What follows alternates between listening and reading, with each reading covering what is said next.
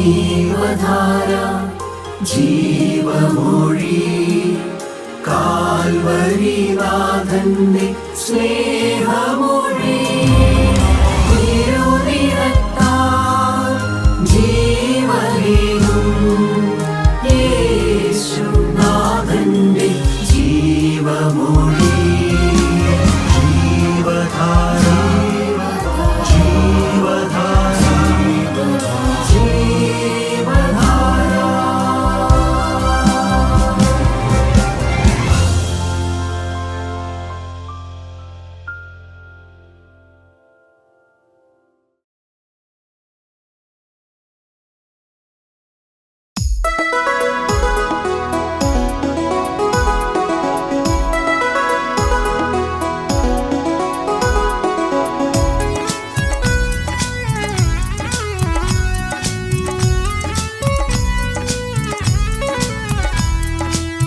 ഞാൻ നിന്നെ സൗഖ്യമാക്കും യഹോവയാണ്, ഞാൻ നിന്നെ സൗഖ്യമാക്കും യഹോവയാണ്, ഞാൻ നിന്നെ സൗഖ്യമാക്കും യഹോവയാണ്, ഞാൻ നിന്നെ സൗഖ്യമാക്കും യഹോവയാണ്.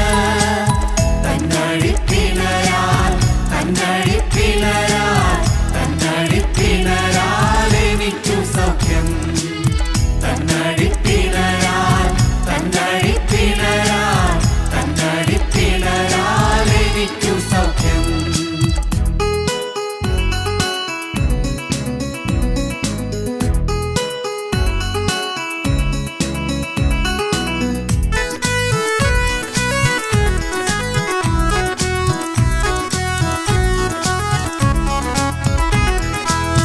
രോഗിക്കു വൈദ്യനൻ യേശുവാണല്ലോ, പാപിക്കു രക്ഷകനൻ യേശുവാണല്ലോ. രോഗിക്കു വൈദ്യനൻ യേശുവാണല്ലോ, പാപിക്കു രക്ഷകനൻ യേശുവാണല്ലോ.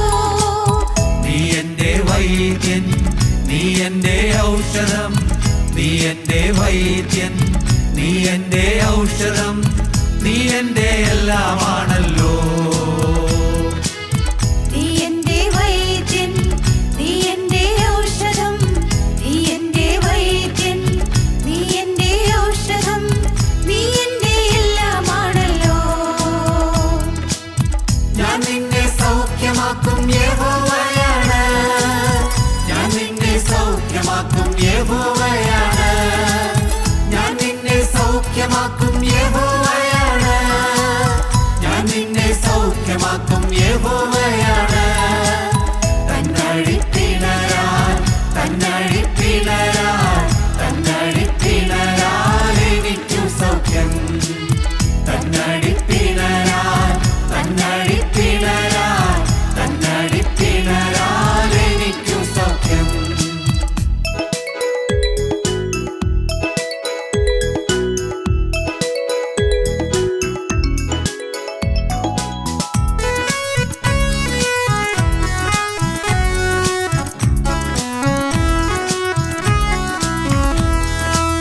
രോഗിക്കു വൈദ്യൻ ഗിലയാദിലുണ്ടല്ലോ, ഗിലയാദിലെ ഔഷധ തൈലമുണ്ടല്ലോ. രോഗിക്കു വൈദ്യൻ ഗിലയാദിലുണ്ടല്ലോ, ഗിലയാദിലെ ഔഷധ തൈലമുണ്ടല്ലോ. യേശുവെ തൊട്ടാൽ അവൻ എന്നെ തൊട്ടാൽ, യേശുവെ തൊട്ടാൽ അവൻ എന്നെ തൊട്ടാൽ അത്ഭുത സൗഖ്യമുണ്ടല്ലോ. യേശുവെ തൊട്ടാൽ അവൻ എന്നെ തൊട്ടാൽ, യേശുവെ തൊട്ടാൽ അവൻ എന്നെ തൊട്ടാൽ അത്ഭുത സൗഖ്യമുണ്ടല്ലോ. ഞാൻ നിന്നെ സൗഖ്യമാക്കും യഹോവയാണ്, ഞാൻ നിന്നെ സൗഖ്യമാക്കും യഹോവയാണ്, ഞാൻ നിന്നെ സൗഖ്യമാക്കും യഹോവയാണ്, ഞാൻ നിന്നെ സൗഖ്യമാക്കും യഹോവയാണ്. തന്നഴിപ്പിണരാൽ തന്നഴിപ്പിണരാൽ തന്നഴിപ്പിണരാൽ എനിക്കു സൗഖ്യം, തന്നഴിപ്പിണരാൽ തന്നഴിപ്പിണരാൽ തന്നഴിപ്പിണരാൽ എനിക്കു സൗഖ്യം. ദൈവത്തിന് സ്തോത്രം. മത്തായിയുടെ സുവിശേഷം 14-ാം അധ്യായത്തിൻ്റെ 25-ാമത്തെ വാക്യം ഒരു ചെറിയ വാക്യമാണ്. നമുക്ക് വായിച്ചു നോക്കാം. രാത്രിയിലെ 4-ാം യാമത്തിൽ അവൻ കടലിന്മേൽ നടന്ന് അവരുടെ അടുക്കൽ വന്നു. ചെറിയ വാക്യമാണ്. രാത്രിയുടെ 4-ാം യാമത്തിൽ അവൻ കടലിന്മേൽ നടന്ന് അവരുടെ അടുക്കൽ വന്നു. പ്രിയപ്പെട്ടവരെ, യേശുക്രിസ്തു ഭൂമിയിൽ വന്ന കാലത്ത് ഒരു സംഭവം അവിടെ വിരിച്ചാണ്. വലിയൊരു അത്ഭുതം നടത്തി. യേശു പ്രാർത്ഥിക്കാൻ വേണ്ടി മലയിലേക്ക് കടന്നുപോയി. 5 അപ്പം കൊണ്ട് 5000 പേരെ പോഷിപ്പിച്ച സന്ദർഭമാണ് അവിടെ. അത് കഴിഞ്ഞ ശേഷം യേശു വലിയ സൂക്ഷ ചെയ്ത് കഴിഞ്ഞിട്ട് അല്പനേരം ദൈവസേനയിൽ വേറിട്ടിരിക്കാൻ വേണ്ടി മുകളിലേക്ക് പോയി. ശിഷ്യന്മാരെ അക്കരെ ദേശത്തേക്ക് പോകാൻ പടകിൽ കയറാൻ നിർബന്ധിച്ചു. അവർ പടകിൽ കയറി 4-ാം യാമം വരെ, രാത്രിക്ക് 4 യാമമുണ്ട് എന്ന് പറഞ്ഞാൽ വെളുപ്പിനെ വരെ അവർ അധ്വാനിച്ചിട്ട് അവർക്ക് അക്കരയ്ക്ക് പോകാൻ പറ്റിയില്ല. ഈ ക്രിസ്ത്യ ജീവിതം തുഴഞ്ഞു പോകുന്നവരാണ്. കഷ്ടപ്പെട്ട് പാടുപെട്ട് 4-ാം യാമം വരെ എന്ന് പറഞ്ഞ് ഒരു രാത്രി മുഴുവൻ അധ്വാനിച്ചിട്ട് അവർക്ക് എത്താൻ പറ്റിയില്ല. അങ്ങനെയുള്ളവർ ആത്മീയ ഗോളത്തിലുണ്ട്. ഒന്നും സാധിക്കുന്നില്ല. കാര്യം ഒരു പ്രതീക്ഷയോടുകൂടി ഇറങ്ങിത്തിരിച്ചു. ഇത് നല്ല വഴിയാണല്ലോ, സ്വർഗത്തിൽ പോകാമല്ലോ എന്ന് വിചാരിച്ചുകൊണ്ട് ഇറങ്ങിത്തിരിച്ചു. പക്ഷെ അധ്വാനമുണ്ട്, പക്ഷേ എത്തുന്നില്ല. പ്രിയപ്പെട്ടവരെ, എൻ്റെ ചെറുപ്പകാലത്തും ഞാനിത് അനുഭവിച്ചുള്ള മനുഷ്യനാണ്.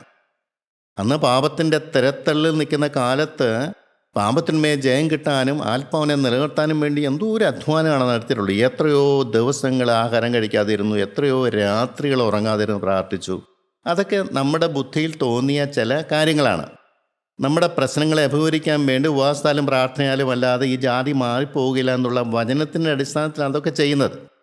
പക്ഷേ അതിൻ്റെ എല്ലാം പിന്നിൽ നമ്മുടെ ഒരു ജഡമുണ്ട്, നമ്മുടെ ഒരു സ്വയമുണ്ട്. ആ സ്വയം വരിക്കാൻ അതിനുമേലൊന്നും ജയം കിട്ടുകയില്ല. അധ്വാനമുണ്ട്, അധ്വാനിക്കുന്നുണ്ട്. കർത്താവ് അതിനകത്ത് പറയുന്നുണ്ട്, ഇപ്പോൾ ഞാൻ എഴുന്നേൽക്കും, രക്ഷയ്ക്കായി കാംക്ഷിക്കുന്നവനെ ഞാൻ അതിലാക്കും. രക്ഷയ്ക്കായി കാംക്ഷിക്കുക എന്ന് പറയുന്നതിൻ്റെ പിന്നിൽ വലിയ വലിയ വലിയ വലിയ അർത്ഥങ്ങൾ അതിൻ്റെ പിന്നിലുണ്ട്.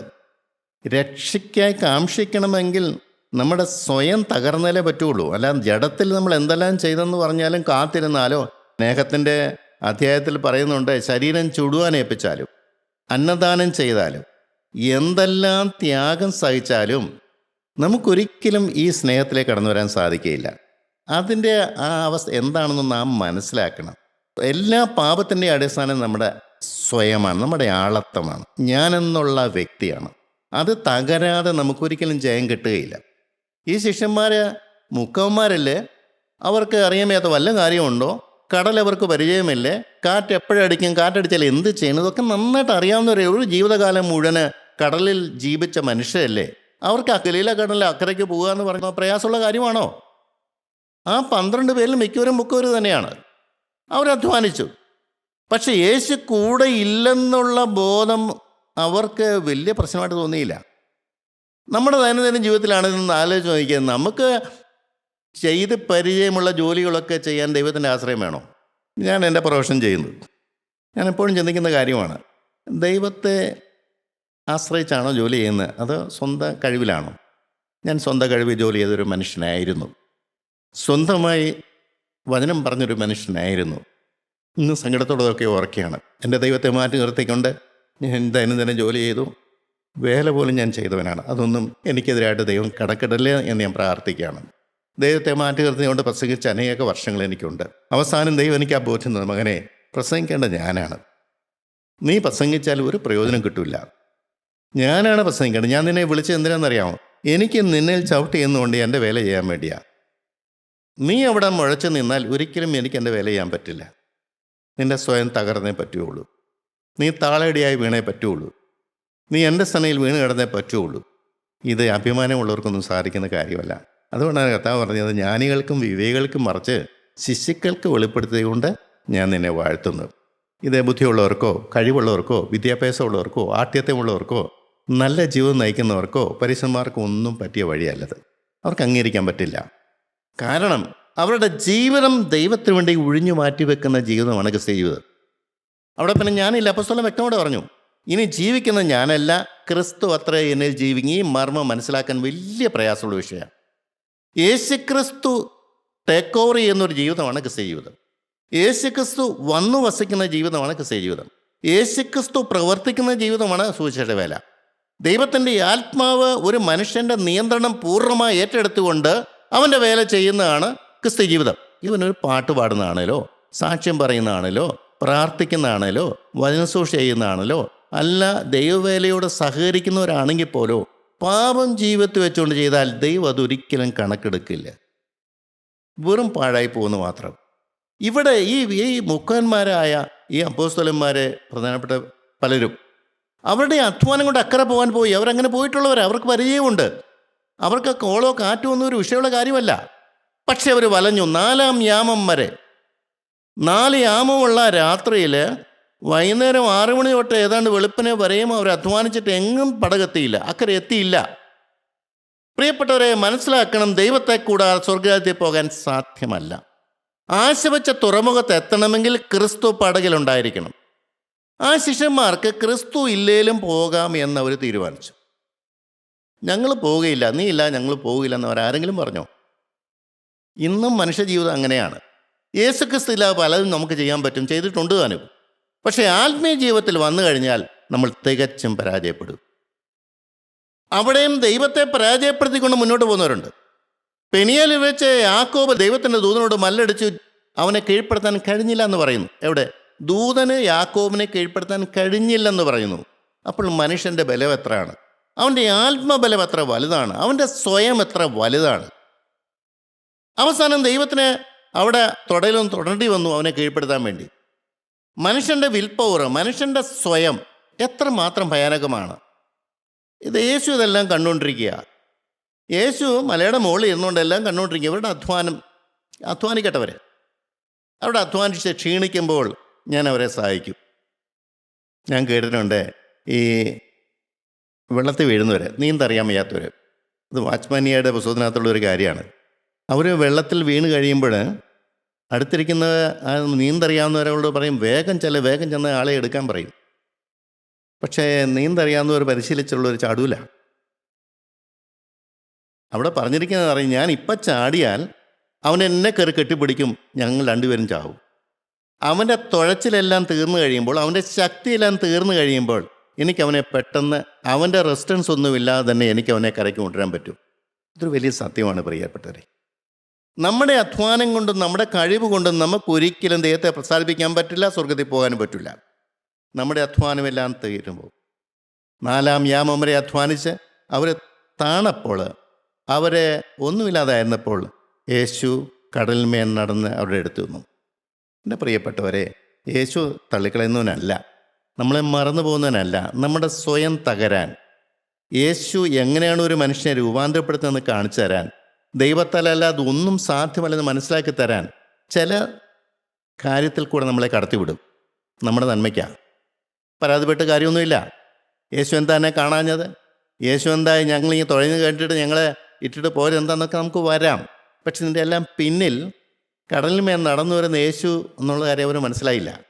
എന്നെ തള്ളിക്കളയുന്നവനല്ല യേശു, എന്നെ ഉപേക്ഷിക്കുന്നവനല്ല, എന്നെ പാഠം പഠിപ്പിക്കുകയാണ്, ആത്മീയ ജീവിതത്തിൻ്റെ പാഠങ്ങൾ പഠിപ്പിക്കുകയാണ്. ഈ ചെറിയ കാര്യത്തിനകത്തൂടെ യേശു കടലിന്മേൽ നടന്നു. എനിക്ക് വലിയ അത്ഭുതമാണ്. കാരണം ലോകത്തൊരു മനുഷ്യർക്കും സാധിക്കാത്തൊരു കാര്യമാണ് വെള്ളത്തിൽ ചവിട്ടിയാൽ നമ്മളെ താഴോട്ട് വലിക്കും ഈ വെള്ളം. പക്ഷേ ഉടമസ്ഥൻ വന്നപ്പോൾ, ഈ സൃഷ്ടാവ് വന്നപ്പോൾ, ഈ വെള്ളം യേശുവിനെ താങ്ങി നിർത്തി. നടന്നു പോകുന്ന വഴിയിലെല്ലാം ആ വെള്ളത്തിൻ്റെ കരം താങ്ങി നിർത്തി പടകിലേക്ക് കൊണ്ടുവന്നു. എൻ്റെ ദൈവത്തിന് സ്തോത്രം. പ്രിയപ്പെട്ടവർ, എന്നെ പഠിപ്പിച്ചൊരു വലിയ സത്യമാണ്. ഇന്നലെ വരെ ഈ വെള്ളം എന്നെ മുക്കിക്കളയുന്നതാണെങ്കിലും ഇന്ന് ക്രിസ്തു ഉണ്ടെങ്കിൽ ഈ വെള്ളം എന്നെ താങ്ങി നിർത്തും. ഇന്നലെ പ്രതികൂലങ്ങൾ എന്നെ തളർത്തിയെങ്കിൽ ഇന്ന് പ്രതികൂലങ്ങൾ എന്നെ ആത്മീയ ബലത്തിലേക്ക് നയിക്കും. അസാധ്യമായ യാതൊരു കാര്യവുമില്ല ദൈവസഭയിൽ. നമ്മൾ അസാധ്യമെന്ന് പറയും, സാധിക്കില്ല എന്ന് പറയും. പക്ഷെ പറയരുത്, യേശുക്രിസ്തുവിൻ്റെ കൃപയുണ്ടെങ്കിൽ, യേശുക്രിസ്തുവുമായിട്ട് നിനക്ക് ബന്ധമുണ്ടെങ്കിൽ, നിൻ്റെ എല്ലാത്തിനും ലക്ഷ്യം ശരിയാണെങ്കിൽ ഏത് പ്രതിസന്ധിയിലും നിന്നെ നയിക്കാൻ ദൈവത്തിന് പറ്റും. ഞാൻ ഏകരെ പറയുന്നുണ്ട്, എനിക്കതിനൊന്നും ഉത്തരം പറയാൻ എനിക്കില്ല. ചിലരുടെ പ്രശ്നങ്ങൾ ഞാൻ കേൾക്കാറുണ്ട്. എനിക്ക് എന്ത് ചെയ്യാൻ പറ്റും? എനിക്ക് കൈമലത്താനല്ലേ പറ്റുള്ളൂ, വേറെ എല്ലാം ചെയ്യാൻ പറ്റൂ. ദൈവത്തിൻ്റെ വഴി ആർക്കറിയാം? അവൻ കടലിന്മേൽ നടന്നാണോ വരാൻ പോകുന്നത്, പടകിലാണോ വരാൻ പോകുന്നത്, അതോ ആകാശത്തിലൂടെയാണോ വരാൻ പോകുന്നതെന്ന് ആർക്കറിയാം? അതൊന്നും നമ്മുടെ വിഷയങ്ങളല്ല. അവൻ വരും, അതിന് സംശയമൊന്നുമില്ല. 4-ാം യാമമാണെങ്കിലും അവൻ വരും, അവൻ സഹായിക്കും. ഏത് മനുഷ്യനെയും താഴ്ത്തി കളയുന്ന വെള്ളമാണ്. പക്ഷെ ആ വെള്ളം സപ്പോർട്ട് ചെയ്തു. നമ്മുടെ പ്രതികൂലങ്ങൾ അനുകൂലമായിട്ട് വരും. യെശയ്യാ പ്രവചനം 43 അധ്യായത്തിൻ്റെ 2 വാക്യത്തിൽ അവിടെ പറയുന്നുണ്ട്, നീ വെള്ളത്തിൽ കൂടെ കടക്കുമ്പോൾ ഞാൻ നിന്നോടുകൂടി ഇരിക്കും, നീ നദികളിൽ കൂടെ കടക്കുമ്പോൾ അത് നിന്റെ മീതെ കവിയയില്ല. നമുക്കത് മനസ്സിലാകില്ല.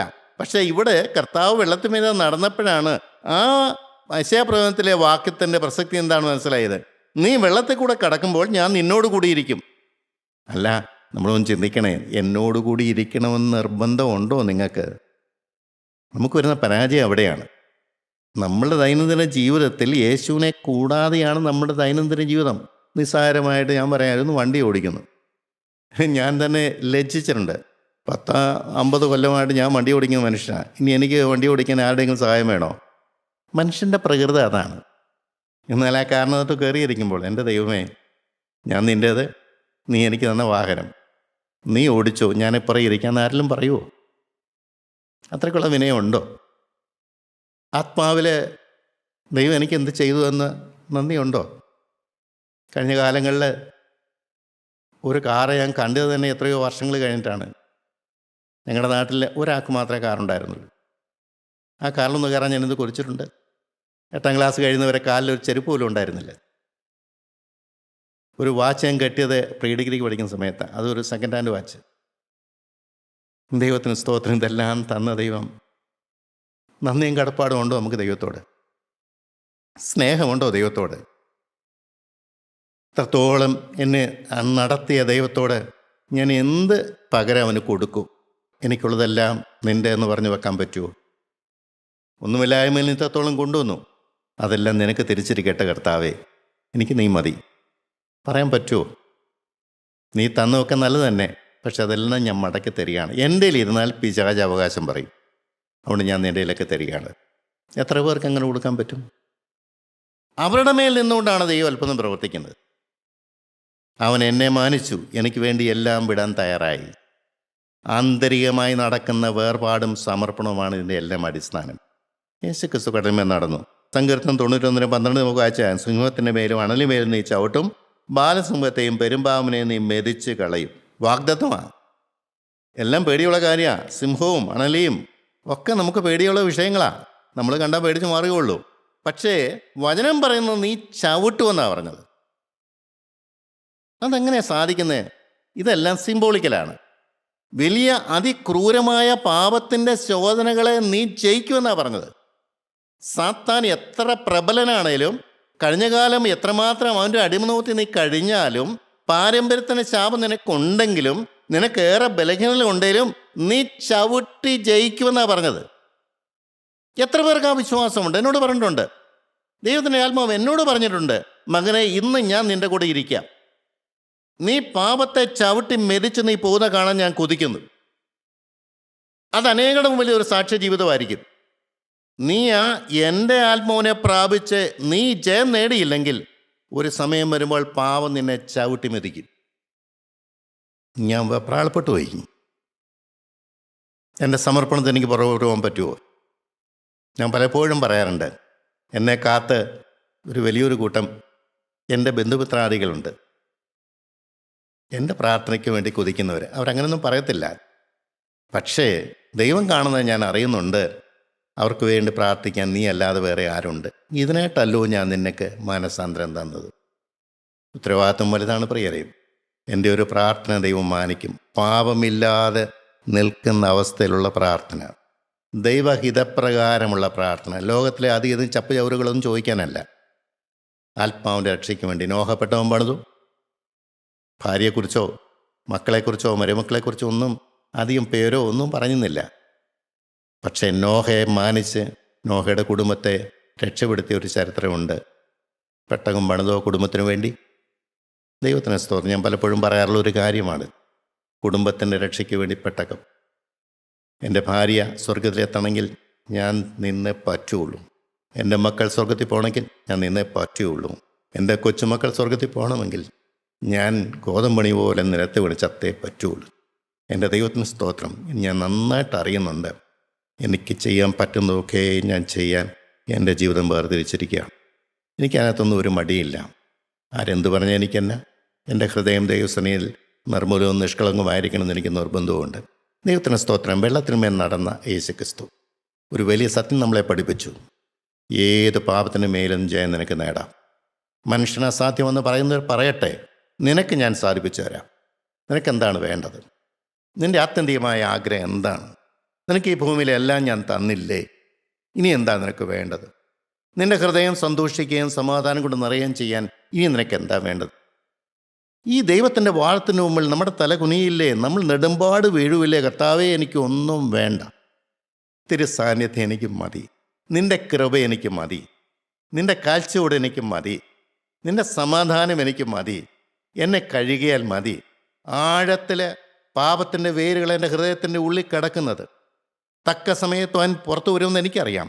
കർത്താവേ, വരല്ലേ, അത് നിൻ്റെ അഗ്നി കൊണ്ട്, നിൻ്റെ പരിശുദ്ധാത്മാവിനെ കൊണ്ട് അത് കത്തിച്ചാമ്പലാക്കി തീർക്കണമേ, തിരക്തം തളിക്കണമേ.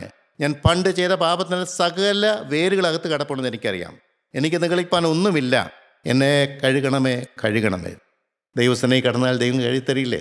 എനിക്ക് നല്ല പ്രത്യാശയാണ്. ഇവൻ നല്ല വിശ്വസ്തനായി. അവൻ ഇന്നലെയും ഇന്നും നാളെയും മാറ്റമില്ലാത്ത ദൈവമാണ്. ഇത് ഒന്നാമത്തെ കാര്യം. രണ്ടാമത്തെ കാര്യം, ഇത് കണ്ടപ്പോൾ പത്രോസിന് വലിയ ആവേശമാണ്. പത്രോസ് എപ്പോഴും അങ്ങനെയാണ്. എന്ത് കണ്ടാലും എടുത്തു കടന്ന മനുഷ്യനാണ് പത്രോസ്. നല്ല സ്വഭാവമുണ്ട്, പക്ഷെ ചീത്ത കൊണ്ടുപോകാനും. ഇത് യേശു വെള്ളത്തിൽ പിന്നെ നടക്കുന്ന കണ്ടപ്പോൾ പത്രോസിനൊരു ആഗ്രഹം, എനിക്കും അങ്ങ് നടക്കണം.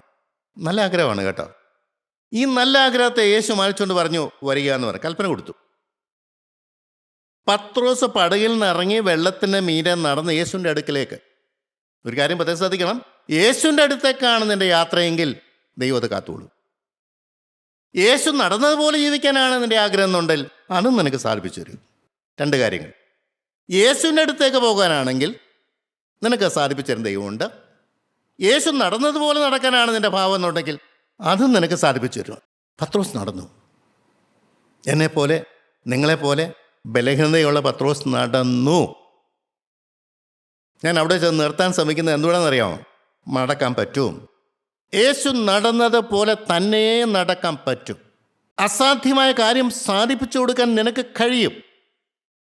സാക്ഷ്യം പറയുന്നതല്ല, സാക്ഷ്യ ജീവിതമാണ് വിഷയം. യേശു നടന്നതുപോലെ നടക്കാൻ നിനക്ക് പറ്റും. യോഹന്നാൻ ലേഖനം 1-ാമത്തെ ലേഖനത്തിന് 3-ാം അധ്യായത്തിൽ പറയുന്നുണ്ട്, അവനിൽ ഈ പ്രത്യാശയുള്ളവനൊക്കെയും അവൻ നിർമ്മലനായിരിക്കുന്ന പോലെ തന്നെത്താൻ നിർമ്മലീകരിക്കുന്നു. യേശുക്രിസ്തു എന്നെ സ്വീകരിക്കാൻ വരും. അവൻ്റെ തേജസ്സോടുകൂടി അവൻ വരുന്ന എൻ്റെ കണ്ണുകൊണ്ട് ഞാൻ കാണും. അവനെപ്പോലെ ആകണമെങ്കിൽ ഞാൻ എന്ത് ചെയ്യണം? ഈ ഭൂമിയുടെ ആയുസ് മുഴുവനും, എനിക്ക് ദൈവം തന്നിരിക്കുന്ന കാലാവധി മുഴുവനും അവനായിരിക്കുന്ന പോലെ ഞാനുമായേ പറ്റുള്ളൂ.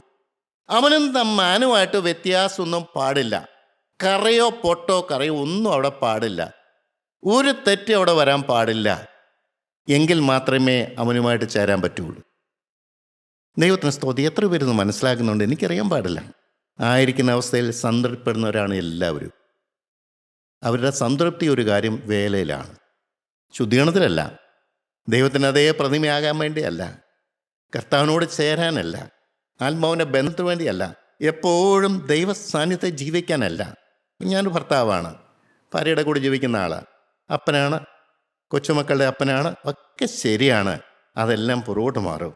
ഒരു കാര്യമാണ് ദൈവം ഏൽപ്പിച്ച, മകനെ, നീ എൻ്റെ കൂടെ നടക്കുക, എൻ്റെ കരം നീ പിടിക്കുക, എന്നെ നീ കാണുക, എൻ്റെ സ്നേഹത്തിൽ നീ വസിക്കുക, എൻ്റെ വിശുദ്ധി ഞാൻ നിന്നിലേക്ക് പകർന്നു തരാം. അത് സ്വീകരിക്കാനുള്ള ഒരുക്കം നിൻ്റെ പാത്രത്തിന് വേണം. ഒരു വലിയ വലിയ മർമ്മമാണ് ഈ പറഞ്ഞത്. ഞാൻ വിശുദ്ധി നിനക്ക് തരാം, എൻ്റെ സ്നേഹം നിനക്ക് തരാം, എൻ്റെ കൃപ നിനക്ക് തരാം, എൻ്റെ ആത്മാവിനെ നിനക്ക് തരാം, ഞാൻ നിൻ്റെ കരം പിടിക്കാം, നമുക്ക് ഒരുമിച്ച് ഈ ഭൂമി ജീവിക്കാം, നിൻ്റെ വീട്ടിൽ ഞാൻ വന്നു പാർക്കാം, നീ പോകുന്നിടത്തൊക്കെയും ഞാൻ വരാം. യോശുവോട് പറയുന്നുണ്ട്, നീ ഉള്ളംകാൽ ചവിട്ടുന്ന ദേശം ഞാൻ നിനക്ക് തരുമെന്ന് പറഞ്ഞു. എന്താ പറയണത്? യോശുവയുടെ ഉള്ളംകാൽ ചവിട്ടുന്ന ദേശമൊക്കെ ഞാൻ നിനക്ക് തരും. നീ ആഗ്രഹിക്കുന്ന എന്ത് കാര്യവും എൻ്റെ ഹിതപ്രകാരമാണെങ്കിൽ ഞാൻ നിനക്ക് സാധിപ്പിച്ചു തരും. ഇങ്ങനെ എന്നെ മാറ്റാൻ കൊതിക്കുന്നൊരു ദൈവം, എന്നെ സ്നേഹിക്കുന്നൊരു ദൈവം, എന്നെ കരുതുന്നൊരു ദൈവം, എൻ്റെ കൂടെ നടക്കാൻ കൊതിക്കുന്ന ദൈവം, എൻ്റെ വീട്ടിൽ പാർക്കാൻ കൊതിക്കുന്ന ദൈവം, എൻ്റെ കാൽ കയറാൻ കൊതിക്കുന്ന ദൈവം. എൻ്റെ ദൈവത്തിന് സ്തോത്രം. ഞാൻ പോകുന്നിടത്തൊക്കെയും കൂടെ വരാമെന്ന് പറഞ്ഞ ദൈവം എന്ന് പറഞ്ഞാൽ ദൈവം ആഗ്രഹിക്കുന്ന സ്ഥലത്ത് പോകാൻ പാടില്ലല്ലോ. അത് ഞാനല്ലേ തീരുമാനിക്കേണ്ട ഒരു വിഷയം. അത്രമാത്രം സ്നേഹവാനായൊരു ദൈവം ഉണ്ടായിട്ട് എത്ര പേരത് അനുഭവിക്കുന്നുണ്ട്. എത്ര പേർക്ക് അത് അനുഭവിക്കാൻ പറ്റുന്നുണ്ട്? തിരുസാന്നിധ്യത്തോടു കൂടി ജീവിക്കാൻ എത്ര പേർക്ക് കഴിയുന്നുണ്ട്? തെറ്റുപറ്റാതെ ജീവിക്കാൻ എത്ര പേർക്ക് പറ്റുന്നുണ്ട്? ഭാരവും ആകുലവും ടെൻഷനും വരാതെ ജീവിക്കാൻ പറ്റുമെന്ന് തെളിയിച്ചിട്ട് എത്ര പേർക്കത് ഉൾക്കൊള്ളാൻ പറ്റുന്നുണ്ട്? അവിടെ പത്രോസ് നടന്നു. പക്ഷേ കാറ്റും തിരമാലയും കണ്ടപ്പോൾ പേടിച്ചു. ദൈവത്തെ കണ്ടവരെ കാറ്റും തിരമാലയും കാണേണ്ട കാര്യമുണ്ടോ? ഇതാണ് ഈ ശുദ്ധീകരണം പ്രാപിക്കാത്തൊരു മനുഷ്യന് കൃപ കിട്ടിയാൽ വരുന്ന അപകടം. ദൈവത്തിൻ്റെ ആത്മാവിനെ കിട്ടിയിട്ട് വാര്യസ്നേഹം ലഭിച്ചിട്ടും ശുദ്ധീകരണത്തിന് വേണ്ടി ഇറങ്ങിത്തിരിക്കാത്തൊരു മനുഷ്യന് ലഭിക്കുന്ന ഏറ്റവും വലിയ അപകടം, അവൻ എത്ര കൃപ കിട്ടിയാലും ഈ ലോകത്തിൻ്റെ കാറ്റോ തിരമാലയോ കാണുമ്പോൾ അവൻ താഴോട്ട് പോകും. യേശുവിനും എല്ലാം ചെയ്യാൻ പറ്റുമോ? കാറ്റും തിരമാലയും അടിക്കട്ടെ, യേശു അല്ലേ വിളിച്ചാൽ നീ വരാൻ? നടന്നാൽ പോരെ? കാട്ടിലേക്ക് നോക്കുന്നതിന്. ഇന്ന് അനേകർ ക്രിസ്തുവിലേക്കുള്ള നോട്ടം വിട്ട് ലോകത്തിലെ പല പ്രശ്നങ്ങളിലേക്ക് പോവുകയാണ്. പിന്നെ അവനെ പൊക്കിക്കൊണ്ട് നടക്കാൻ വെള്ളത്തിന് പറ്റില്ല. ഇങ്ങനെ കാറ്റിനെയും തിരമാലയും കണ്ട് പേടിക്കുന്നവനെ പൊക്കിക്കൊണ്ട് നടത്താൻ വെള്ളത്തിന് സാധിക്കയില്ല. വെള്ളം പോലും പുറകോട്ട് മാറിക്കൊണ്ട്. എൻ്റെ പ്രിയപ്പെട്ട ഒരു വലിയ വലിയ ദൂരഭാഗമായ അർത്ഥങ്ങളുള്ളൊരു വാക്യമാണ്. എൻ്റെ ദൈവത്തിന് സ്തോത്രം. കർത്താവ് പറഞ്ഞു, 1 പത്രോസ് 2:21 പറഞ്ഞ്, ക്രിസ്തുവും നിങ്ങൾക്ക് വേണ്ടി കഷ്ടം അനുഭവിച്ചു, നിങ്ങൾ അവൻ്റെ കാൽച്ചുവട് പിന്തുടരാൻ ഒരു മാതൃക വെച്ചേച്ചു പോയി. അപ്പോസ്തലൻ അനുഭവിച്ചിട്ട് പറയുകയാണ് ഈ പത്രോസായി പറയണത്. പത്രോസിൻ്റെ അനുഭവമാണ് ഞാൻ ഇതുവരെ പറഞ്ഞത്. ആ പത്രോസ് തൻ്റെ ലേഖനം വിടുമ്പോൾ പറയുന്നു, അവൻ നമുക്ക് അവൻ്റെ പിന്നാലെ പോകാൻ ഒരു കാൽച്ചുവട് തന്നിട്ട് പോയിരിക്കുന്നു. അവൻ്റെ പിന്നാലെ പോയിക്കോളാനാണ് പറയുന്നത്. പ്രിയപ്പെട്ടവരെ, അവൻ പാപം ചെയ്തിട്ടില്ല, അവൻ്റെ വായിൽ വഞ്ചന ഒന്നും ഉണ്ടായിരുന്നില്ല. അങ്ങനെയുള്ളവൻ്റെ പുറകെ പോകാനാണ് പറയുന്നത്. വഞ്ചനയില്ലാത്തവൻ, പാപത്തെ വെറുക്കുന്നവൻ, ദൈവത്തെ കാണിച്ചു കൊടുക്കാൻ ഇറങ്ങി വന്നവൻ, ആത്മാവിനെ പകരാൻ കഴിവുള്ളവൻ, തിരക്തം കൊണ്ട് കഴുകി നമ്മളെ ശുദ്ധീകരിക്കാൻ കഴിവുള്ളവൻ, ജീവൻ തന്നെ സ്നേഹിച്ച ആ ക്രിസ്തുവിൻ്റെ പിന്നാലെ പോകാൻ അവൻ പാപം ചെയ്തിട്ടില്ല, അവൻ അകത്യമൊന്നും ഉണ്ടായിരുന്നില്ല. ഈ വിളി ഏറ്റെടുക്കാൻ എത്ര പേർക്ക് കഴിയും? നമ്മൾ വചനം കേട്ടിട്ടൊന്നും വലിയ കാര്യമൊന്നുമില്ല. സമർപ്പണമുണ്ടോ? ക്രിസ്തുവിൻ്റെ സ്നേഹത്താൽ ആകർഷിക്കപ്പെട്ടവരാണോ നിങ്ങൾ? ക്രിസ്തുവിൻ്റെ ക്രൂശിൻ ചൂട് നിങ്ങൾക്ക് എന്നും എന്നും നിങ്ങളുടെ ഹൃദയത്തിനകത്തും ചിന്താമണ്ഡലത്തും തിളങ്ങി നിൽക്കുന്നൊരു കാര്യമാണോ? നിങ്ങളുടെ നന്ദിയും കടപ്പാട് അവനോടുണ്ടോ? ഈ ലോകത്തിൽ ആരെങ്കിലും ചെയ്തതാണോ യേശു ചെയ്തത്? അസാധ്യമെന്ന് കരുതിയ സ്ഥാനത്ത് നിന്ന് ഞാൻ ചെന്ന് ചെയ്യാറുണ്ട്. ഈ വചനം പറയാനുള്ള യോഗ്യത എനിക്ക് എന്താ ഉള്ളത്? എൻ്റെ കഴിഞ്ഞ കാലം ഞാൻ എപ്പോഴും ഓർക്കുന്നുണ്ട്. ഞാൻ അതിലേക്ക് പോകുന്നില്ല. എങ്ങനെ എന്നെ മാറ്റി? വിശ്വസ്തനെന്ന് ദൈവത്തിന് എങ്ങനെ തോന്നാൻ പറ്റി? ഈ വചനം തരാൻ ദൈവത്തിന് എങ്ങനെ തോന്നി? ഈ വചനം പറയുമ്പോൾ ദൈവം വ്യക്തമായിട്ട് എന്നോട് പറഞ്ഞിട്ട്, മകനെ, നീയല്ല പ്രസംഗിക്കുന്നത്, ഞാനാണ് പ്രസംഗിക്കുന്നത്. ഏത് വിഷയം എടുക്കണം അത് നീയല്ല തീരുമാനിക്കണം, ഞാനാണ് തീരുമാനിക്കുന്നത്. അതിൻ്റെ വിശദീകരണം എന്താണ്? നീയല്ല തീരുമാനിക്കുന്നത്, ഞാനാണ് തീരുമാനിക്കുന്നത്. എനിക്ക് പൂർണ്ണ സന്തോഷം. ഭാരമില്ലല്ലോ. ഞാൻ തലകുത്തി കിടന്ന് അറിയേണ്ട കാര്യമൊന്നുമില്ലല്ലോ. സമർപ്പണമുള്ള ദൈവത്തിൽ നിന്നുകൊണ്ട് ദൈവം അത്ഭുതം പ്രവർത്തിക്കും. എന്താണ് അവൻ്റെ കാൽച്ചുവടെന്ന് പറഞ്ഞാൽ? എന്താണ് അവൻ്റെ കാൽച്ചുവട്? ലൂക്കോസ് 9:23 പറയുന്നുണ്ട്, എന്നെ അനുഗമിക്കാൻ ഒരാൾ ഇച്ഛിച്ചാൽ എന്ത് ചെയ്യണം? അവൻ തന്നെത്താൻ നിഷേധിക്കണം. അവിടെ വ്യക്തമായിട്ട് പറയുന്നുണ്ട്, എൻ്റെ സ്വയം, എൻ്റെ പ്ലാൻ, എൻ്റെ ആത്മീയം, എൻ്റെ വഴികൾ താഴെ വെക്കണം.